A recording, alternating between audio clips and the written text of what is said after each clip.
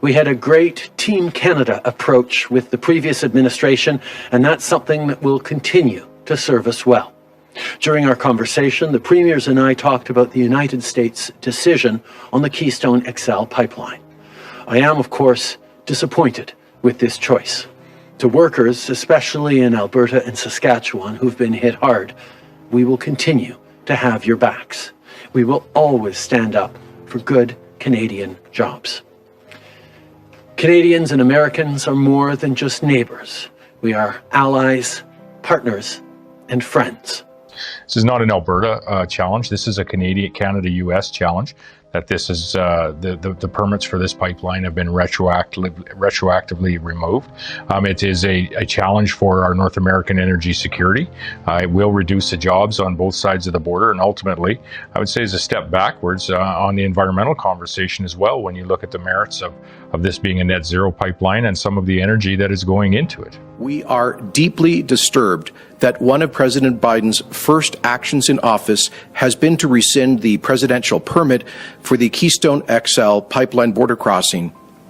This is a gut punch for the Canadian and Alberta economies. Sadly, it is an insult directed at the United States' most important ally and trading partner on day one of a new administration.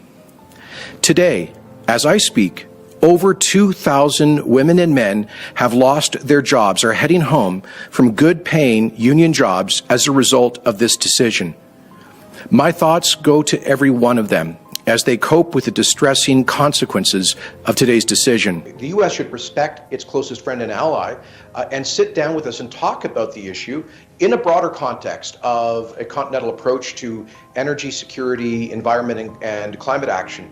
That's what the Prime Minister said he was going to do, and surely he should convey a message that the respect for America's closest friend and ally requires at least listening to us about this. So failing that, I believe the Prime Minister should say that there will be targeted reprisals, because this is a direct attack on Canada's vital economic interests, our largest industry, by far our largest export to the United States. A serious economic and strategic error that would set back Canada-US relations with the United States' most important trading partner and strategic ally, Canada. Hey! Did you know we have a video podcast called WJ Live? The Western Journal's mission is to equip readers with the truth. That's the exact same mission we have on WJ Live. You'll hear from writers, editors, and special guests on the most important topics of the day. You can watch it live every day at 5 p.m. Eastern, 2 p.m. Pacific at youtube.com/WJ Live. While you're there, help us out by subscribing and hitting the bell so you won't miss out on any future episodes.